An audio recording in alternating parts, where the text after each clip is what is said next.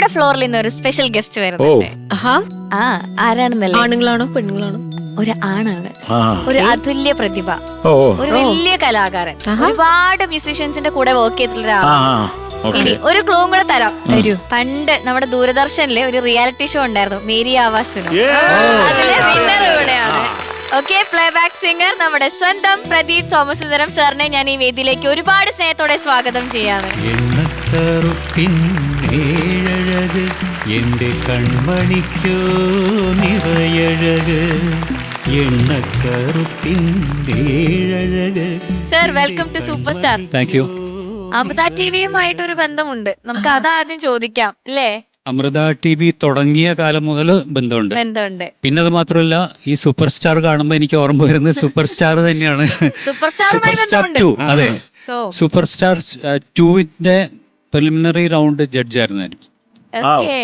അപ്പൊ അന്ന് പാടിയിരുന്ന കുട്ടികളൊക്കെ ഇപ്പൊ നിങ്ങളൊക്കെ പാടുന്ന സമയത്ത് ഞാൻ കേൾക്കായിരുന്നു, ഇത്രയും കഴിവ് ഉള്ള കുട്ടികളാണ് ഇവിടെ പാടുന്നത്. സാർ, എന്തായാലും റിയാലിറ്റി ഷോ വിന്നർ ആയിരുന്നു ഞാനിവിടെ പറയായിരുന്നു, നമ്മുടെ മേരി ആവാസ് സുനോ. പക്ഷെ നമ്മുടെ കുട്ടികൾക്ക് ഇപ്പൊ ഒരു റിയാലിറ്റി ഷോ ചെയ്തോണ്ടിരിക്കുകയാണല്ലോ, എന്താണ് അവർക്ക് കൊടുക്കാനുള്ള ഒരു എന്തെങ്കിലും ഒരു ടിപ്സ്, എന്തെങ്കിലും ഒരു എൻകറേജ്മെന്റ്, എന്തെങ്കിലും? ഞാൻ പാടിയിരുന്ന കാലത്ത്, അല്ലെങ്കിൽ ഞാൻ റിയാലിറ്റി ഷോയിലൊക്കെ പാടിയിരുന്ന കാലത്ത് ഇങ്ങനെയൊന്നും അല്ല. ഇവരൊക്കെ വളരെ കോൺഫിഡൻ്റ് ആണ്.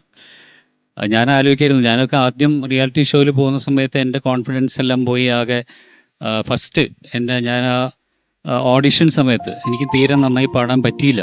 അത് കഴിഞ്ഞിട്ട് നമ്മുടെ തലയിലെഴുത്തെന്നൊക്കെ പറയില്ല, എന്നെ തിരിച്ച് വിളിച്ച് പിന്നെ വീണ്ടും പാടി, പിന്നെ ഞാനത് ജയിക്കുകയുണ്ടായത്. അപ്പോൾ ഇന്ന് അങ്ങനെയൊന്നുമില്ല. അന്ന് ഇവരൊക്കെ ആദ്യം മുതലേ വളരെ കോൺഫിഡൻ്റ് ആണ്. ഇപ്പോൾ ഇവർക്ക് എന്തോ ഉപദേശം കൊടുക്കാനാണ്. എല്ലാവരും നന്നായി പാടുന്നുണ്ട്, ഞാൻ അവിടെ ഇരുന്ന് കേൾക്കുകയായിരുന്നു. അന്നൊക്കെ എനിക്ക് ഇതേപോലെ കോൺഫിഡൻസ് ഉണ്ടായിരുന്നെങ്കിൽ എത്ര കൂടുതൽ നന്നായി പാടാമായിരുന്നു എന്നുള്ളത് ഞാൻ ഓർക്കാറുണ്ട്. എന്തായാലും വളരെ പ്രതിഭാശാലികളായ കുട്ടികളാണ് എല്ലാവരും.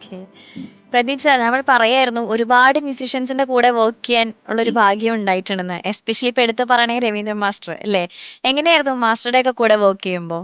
മാസ്റ്ററെ ഞാൻ പരിചയപ്പെടുന്നത് മാളാരവിന്ദൻ ചേട്ടൻ വഴിയാണ്. അപ്പം മാസ്റ്ററിൻ്റെ പാട്ടുകൾ കേട്ടിട്ട് എന്നോട് മദ്രാസിലേക്ക് വരാൻ പറഞ്ഞു. അങ്ങനെ മദ്രാസിലേക്ക് മാളച്ചേട്ടൻ തന്നെയാണ് കൊണ്ടുപോയത്. പിന്നെ എന്നോട് അവിടെ താമസിക്കാൻ പറഞ്ഞു. അങ്ങനെ രവീന്ദ്രൻ മാസ്റ്റർ വീടിന്റെ നേരെ മുമ്പിൽ താമസിക്കാനിടയായി. ഓപ്പോസിറ്റ് ആയിട്ട് മാഷിനെ.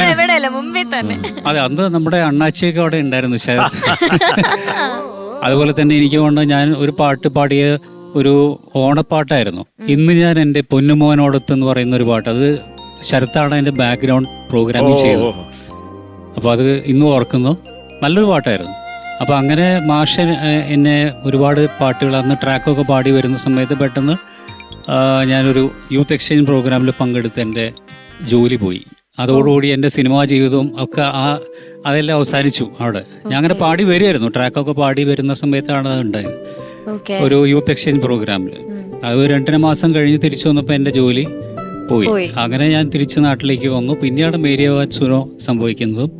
പിന്നെ തിരിച്ചെന്നെ വിളിച്ചത് രവീന്ദ്രൻ മാഷ് തന്നെയാണ്. രവീന്ദ്രൻ മാഷ് ആദ്യത്തെ എൻ്റെ റിലീസായ സിനിമ മന്നാടിയർ പെണ്ണിന് ചെങ്കോട്ട ചെക്കൻ, പിന്നെ കല്യാണ പിറ്റേന്ന്, പിന്നെ ജോൺസൺ മാഷിന്റെ മാനസം, അങ്ങനെ ഒരുപാട് നിരവധി സിനിമകൾ ഞാൻ പാടി. ഇതൊക്കെയാണ് എൻ്റെ സിനിമ. അതിൽ ട്രാക്ക് പാടിയത് ഞാനാണ്.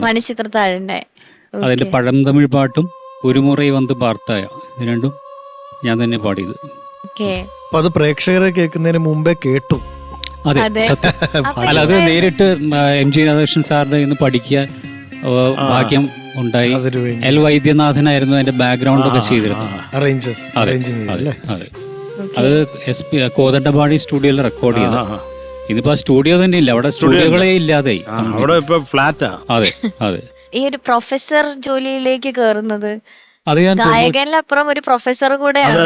റിട്ടയർഡ്, ഇപ്പൊ പ്രൊഫസർ എന്ന് പറയാൻ പറ്റില്ല, റിട്ടയർഡ് പ്രൊഫസർ അല്ല, റിട്ടയർഡ് പ്രിൻസിപ്പൾ ആണ്.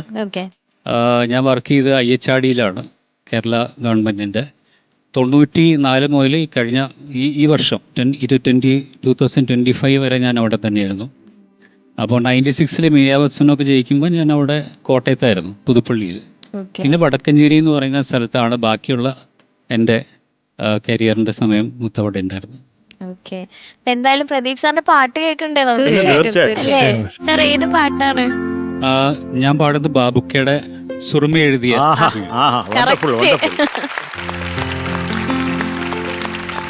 ആ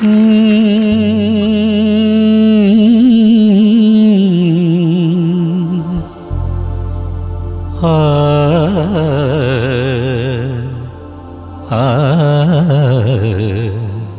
ആ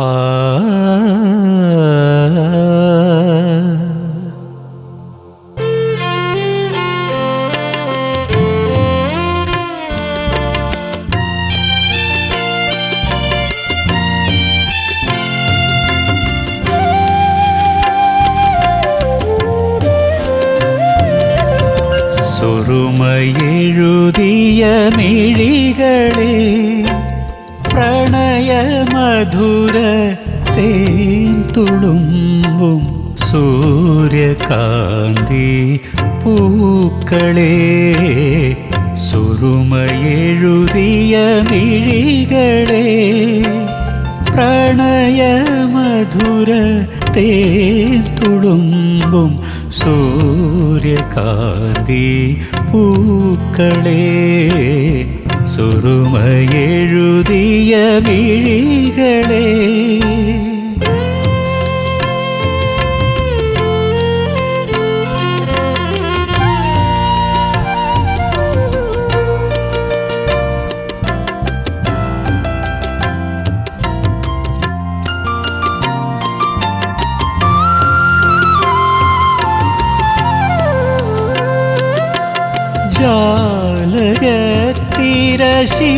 ജാലകത്തിരശീലനീക്കി ജാലമെറിയുവതെന്തിനോ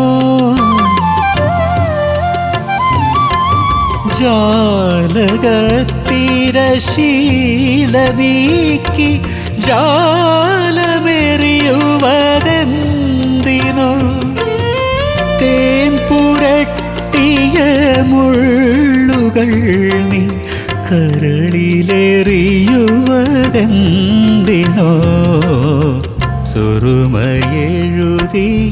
മിഴികളെ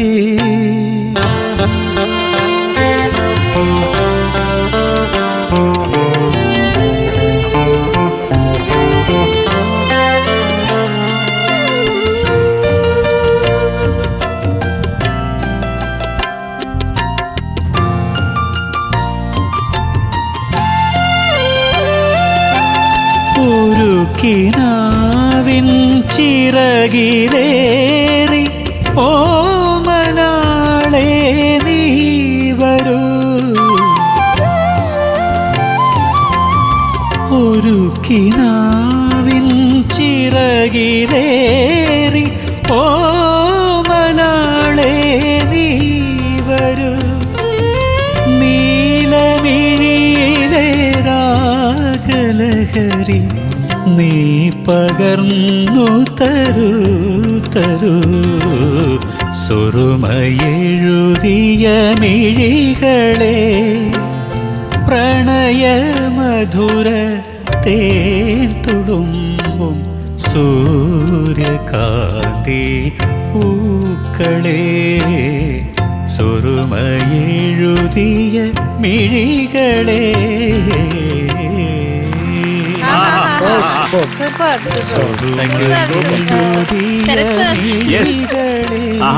ബ്യൂട്ടിഫുൾ ബ്യൂട്ടിഫുൾ. Thank you. ഇതൊരു സന്തോഷം. അത് ഒന്നാമത് ആ പാട്ടും പിന്നെ നമുക്ക് അദ്ദേഹത്തെ കാണാൻ കഴിഞ്ഞതിലും കുറേ സന്തോഷം. പ്രത്യേകിച്ച് കുട്ടികൾ കേട്ടോ, നിങ്ങൾ പാടിയ പല പാട്ടുകളുടെയും ട്രാക്കൊക്കെ പാടിയിട്ടുള്ളത് സാറാണ്. ഞാൻ പറയായിരുന്നു മറ്റേ വാർമുകിലെ എന്നുള്ള പാട്ട് ഞാനാണ് ട്രാക്ക് പാടിയത്. അതെ. പിന്നെ മറ്റേ മഴയിലത്തെ മറ്റേ ആഷാഢം പാടുമ്പോൾ കുറെ ഓർമ്മകളുണ്ട്, നല്ല നല്ല ഓർമ്മകളുണ്ട്. Okay sir, thank you so much. കാണാൻ പറ്റിയതിൽ ഒരുപാട് ഒരുപാട് സന്തോഷം. എല്ലാവർക്കും താങ്ക്സ്. കുട്ടികളുടെ പാട്ടുകൾ കേൾക്കാനും നിങ്ങളെല്ലാവരും കാണാൻ പറ്റിയതിൽ ഒരുപാട് ഒരുപാട് സന്തോഷം. Thank you sir, thank you so much.